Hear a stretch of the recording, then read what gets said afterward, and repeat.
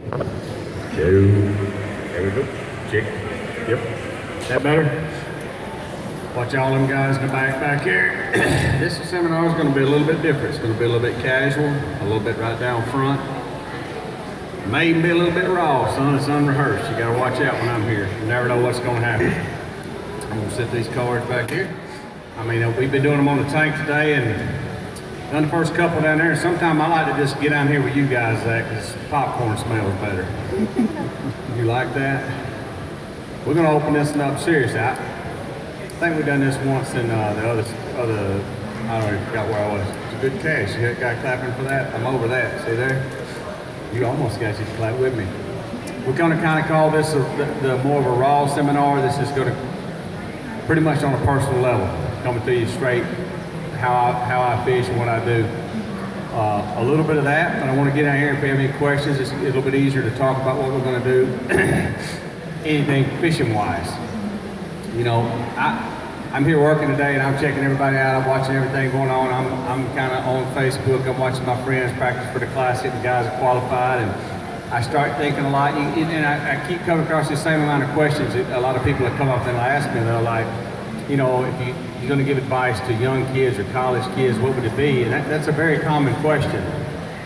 And you know, you can say a lot of things, but sometimes I have to sit back and kind of think about it. You know, really, if I asked you guys, and you go and say, if you're just going to give a young kid advice to do anything, what would it be? You know, and I start thinking, before I give somebody false advice or lead them down the wrong road, when I'm talking to high school kids, I've kind of come to the realization that it ain't wrong to tell the truth. It really ain't. It ain't wrong to say what fishing is capable of, what it takes to make it. Bass used to frown upon that if we said much about it. And I had a guy ask me just the other day, said, would you come talk to my high school class? You know, they're all high school fishing team. And I thought, sure, I'll be glad to. I said, under one condition. I said, you let me tell them the truth. He said, do what? Oh, he said, yeah, I want you to tell them the truth. I said, no, not about fishing. I said, you let me tell them the truth. He said, okay. So needless to say, we had us a culture shock that day at the Bass Beach, because I think as high school kids coming out and the college kids coming out, I see a lot of this. How do we get sponsors? Where do we go? How do I get better? And one of the things that I see missing that that kind of bothers me, really, when I look at it, I don't see a lot of want to anymore. I mean, I'm just going to call it balls and strikes. This is a very raw seminar. I don't see the desire. I don't see the sacrifice. I don't see it in a lot of people. They come to me and they say, well, my kid wants to fish for a living. I said, well, let me talk to him. Let me sit down and talk to him. And the questions I would ask you, son, do you want to fish for a living? Yes, sir, I'd love to fish for a living. Okay, you got the desire down pat. I said, are you willing to sacrifice? Really sacrifice things that you love to do to accomplish what you want to do? Oh, absolutely. I said, well, let me tell you what I'm talking about.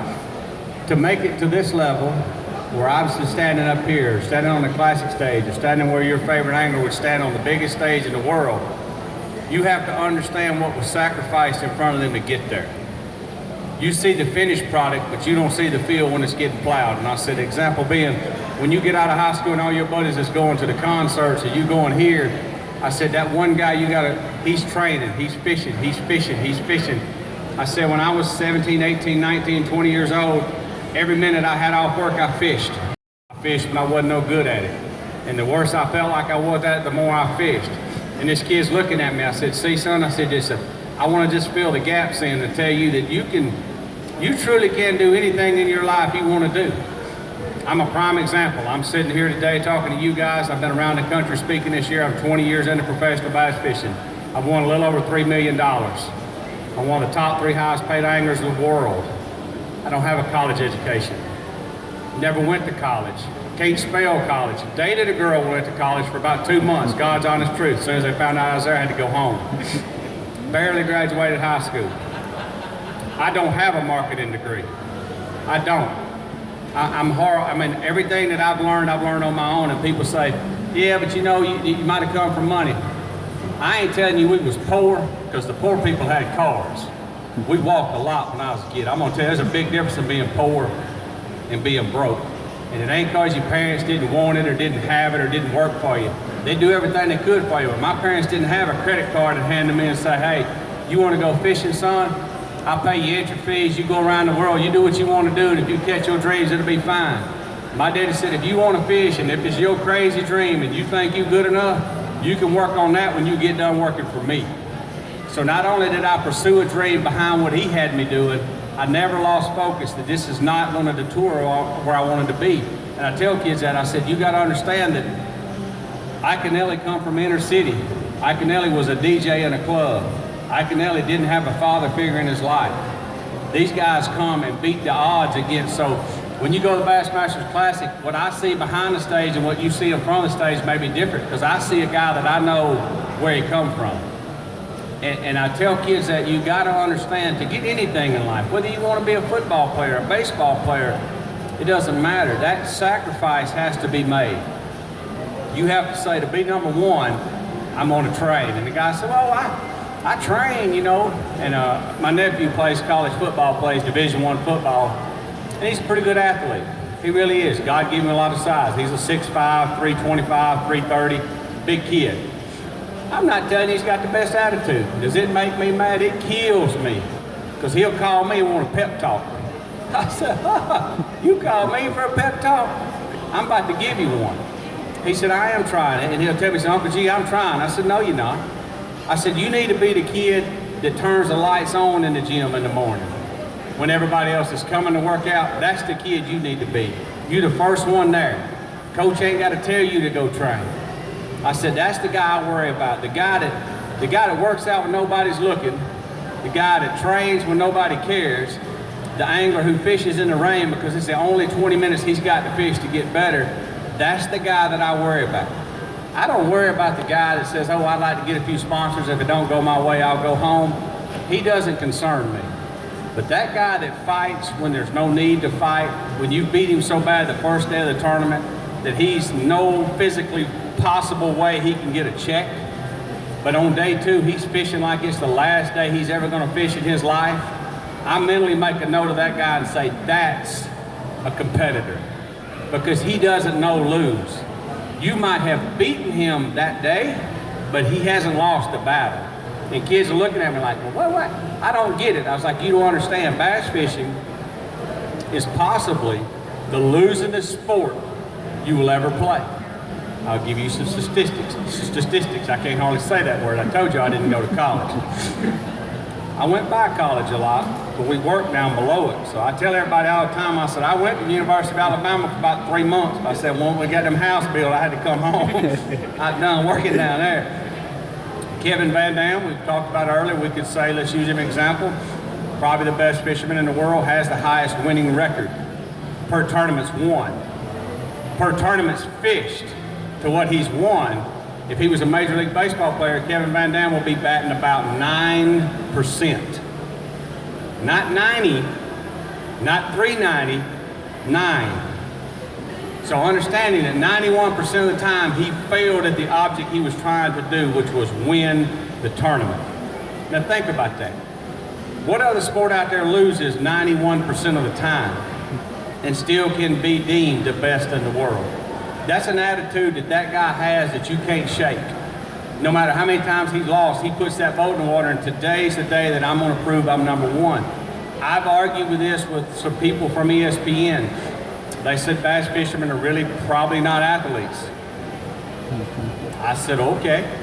I said, I'll play you a little game and I'll do the test. They put the strap on your chest and your wrist, and they said, we're going to monitor how many calories you burned in a 9-hour tournament to argue that you guys probably aren't athletes. In a 9-hour tournament, the air temperature was 50 degrees, the high. I burnt 6,100 calories in 9 hours. 6,100. My health guy said you could eat plain table sugar and not get fat at the mentality of the way that you're working and how your body's burning energy.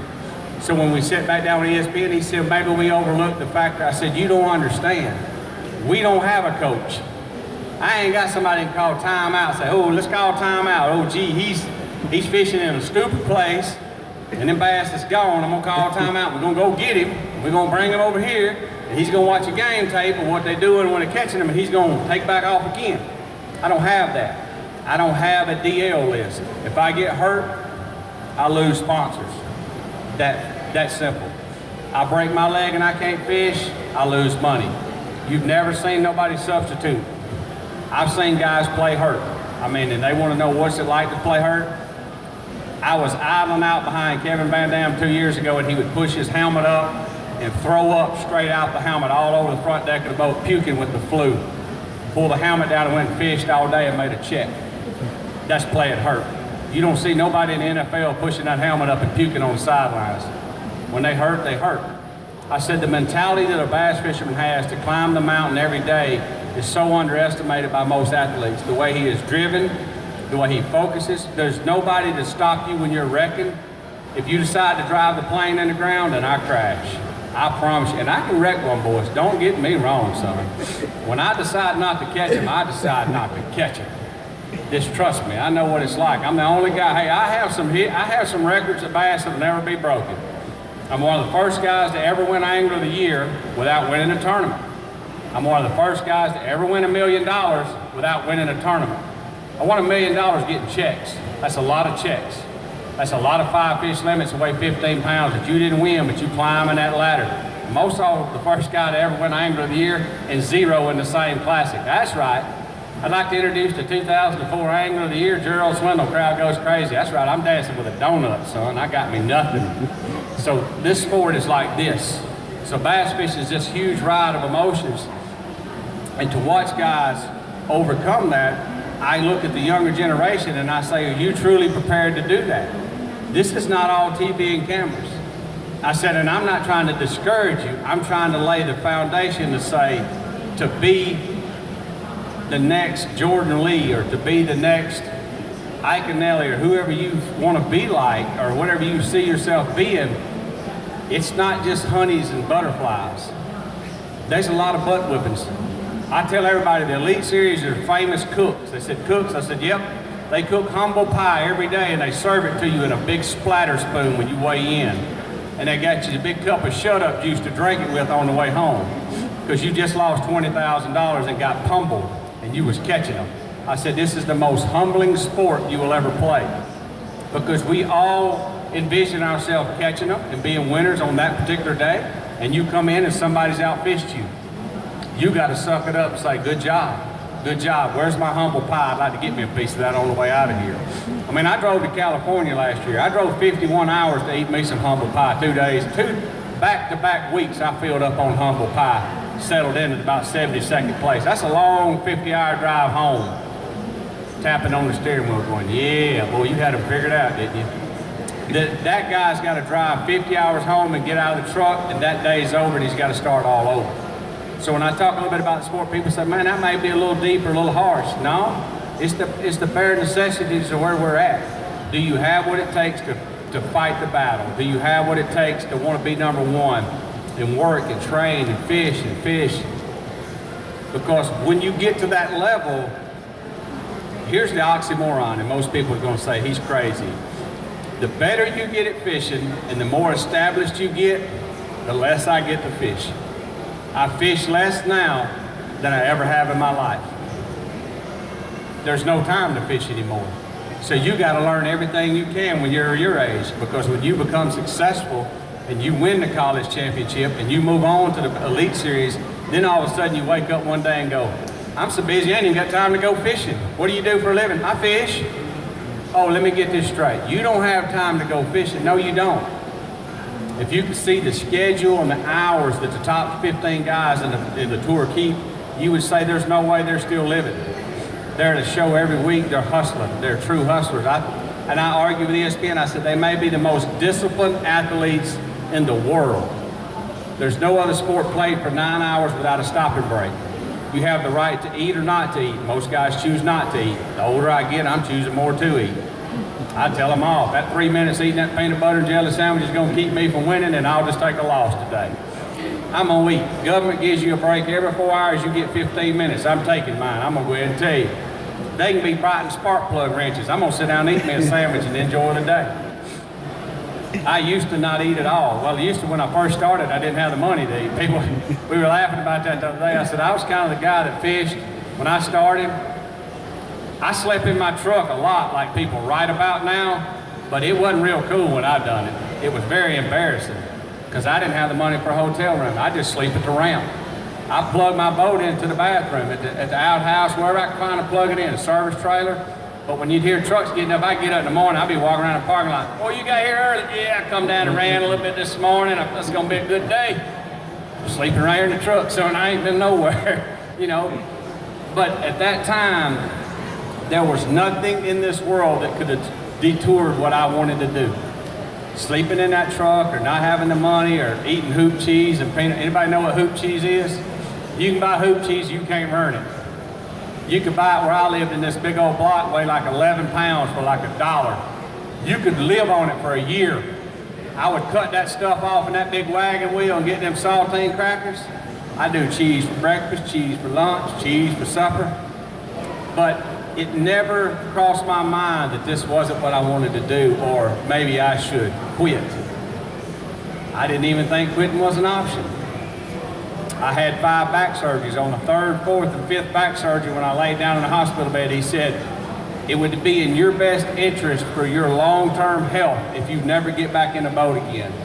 I told my surgeon, I said, you do your job with the stitches and let me make the decisions, okay? I said, I'm the only guy that you've ever operated on that's probably willing to die to go back to work. I said, now think about that, Doc. Think about it. If you could let my feet walk, if you would take when my feet, they'll move again, I'll fish. You don't worry about me. I've had 5 back surgeries. I'm 46, and I still do what I want to do. That was not going to hinder how I wanted to play the game. So when we talk bass fishing, sometimes you don't realize the sacrifice and some of the guys have made. Not just myself, and talking a little bit about my story. It's not me, it's a lot of guys. Skeet Reese laid tile for a living, that's right, laid tile. Crawled around on his hands and knees and laid tile.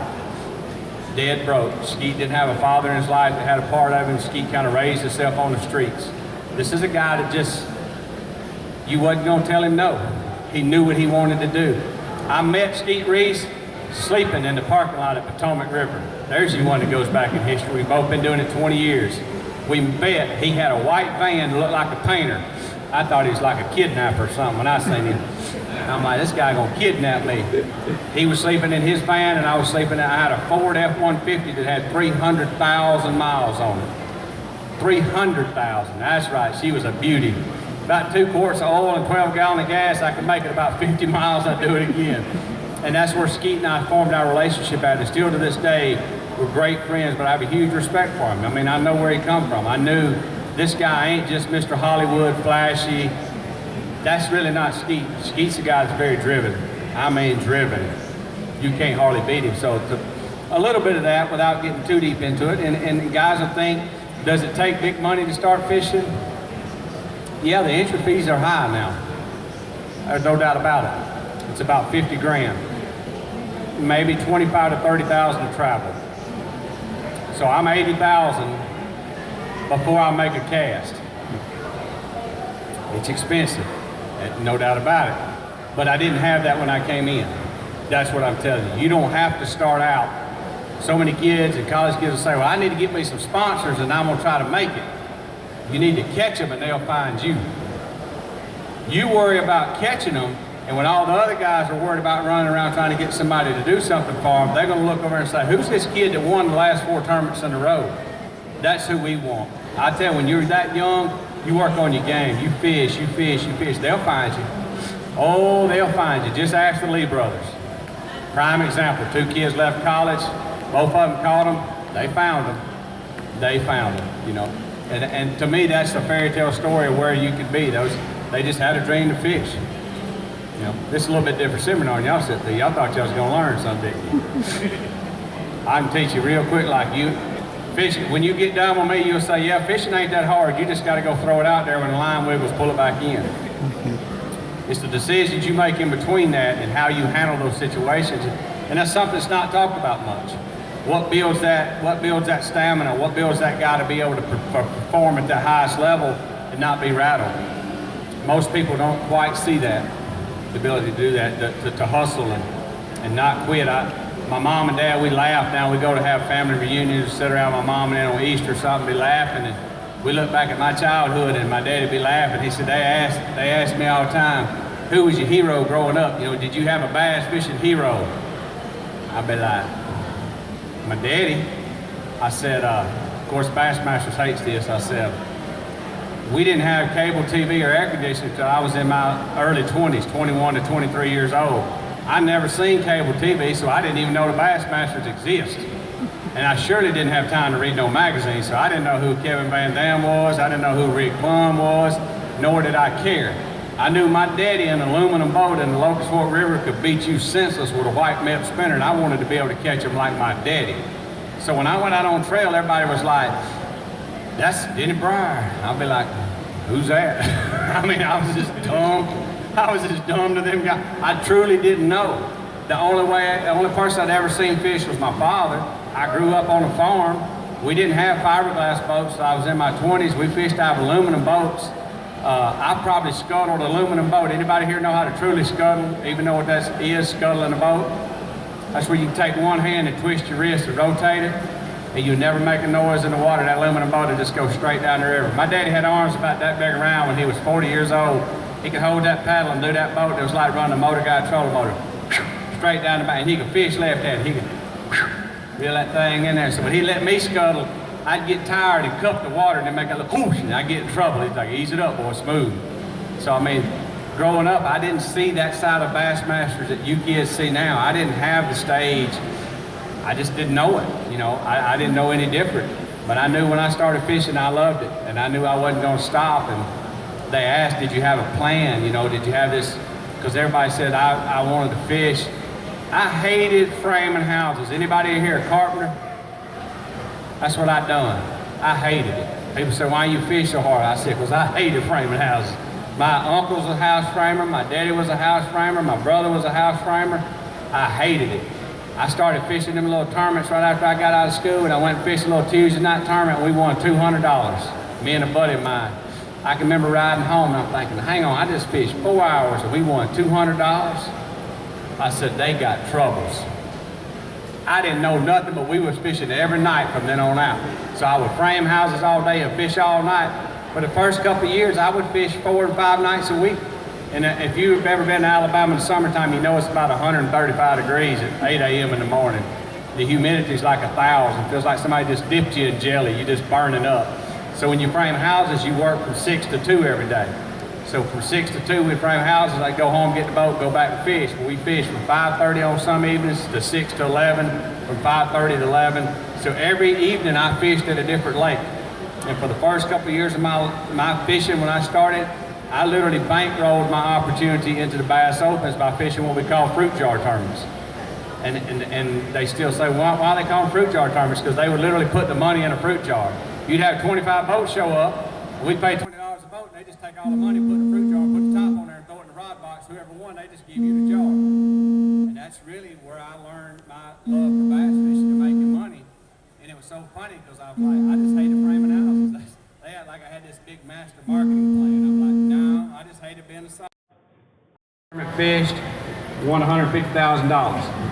I can remember driving back home. I went to the same bank. You know, when you frame houses, that little old bank I went to every Friday. I put my little check in there. You know, little old $300 or whatever it was. Here's your check. And that little old girl there, she was cute. She wouldn't even give me a sucker. You just put your check in that little deal, and you go on to the house. I couldn't wait to get back to Gardendale, Alabama. I drove down there to that bank. I rolled through there, and I just slid that check right over there in the window. She looked at that check. She looked at me. She looked at that check. And I said, I want my sucker. And my brother with me. I said, I want my sucker, and I want my sucker now.